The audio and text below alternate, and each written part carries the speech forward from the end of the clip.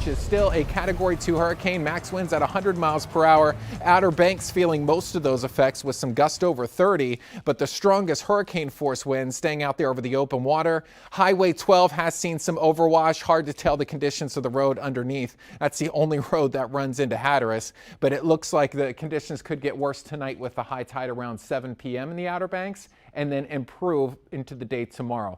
No other areas out there into the Atlantic expected to affect the U.S., so good news there. We'll focus on that local stormy forecast, Christy, and the heat too coming up. Okay, look forward to it. Thank you. We'll talk to you in a bit. And we do have team coverage on Hurricane Erin as it moves up the East Coast. Staying far offshore, that hurricane is delivering dangerous conditions at beaches. Michael Yoshida reports from Wrightville Beach, North Carolina. The waves crashing here in Wrightville Beach, North Carolina, as we're starting to see some of the impacts of Hurricane Erin. Here on the shore, you can see some of the beach erosion that happened overnight. You can see the cliff area right here as it breaks off and goes forward. This from all of those impacts they were talking about. The storm surge, the waves, also those dangerous rip currents. Officials saying even though they storm well offshore, those impacts and threats are real. Hurricane Erin might not be making landfall, but its impact is clear as it makes its way north off the East Coast.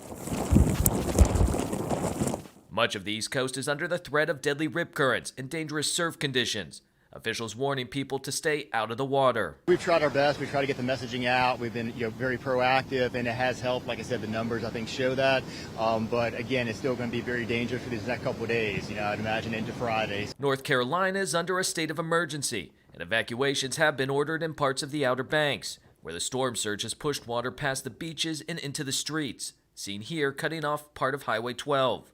The potential for towering waves and life-threatening rip currents could last for days in some areas. In Wrightville Beach, the no-swim advisory runs through Friday. After that, when you come out to the beach, always make note of the flag color. If we are flying red flags, stay out of the ocean. You are putting yourself in danger. And then when you are in distress, you need help, now you're putting one of my guards in danger coming out there to make that rescue. And you can see still plenty of surfers out in the water. Obviously not what local authorities want to see. Again, a no-swim advisory here in Wrightville Beach and at many other beaches up and down the East Coast. Thankfully, in looking up the beach, I'm not seeing a lot of just swimmers out in the water. But again, dangerous rip currents out there. Officials saying these dangerous conditions could last for several days. Reporting in Wrightville Beach, North Carolina, I'm Michael Yoshida.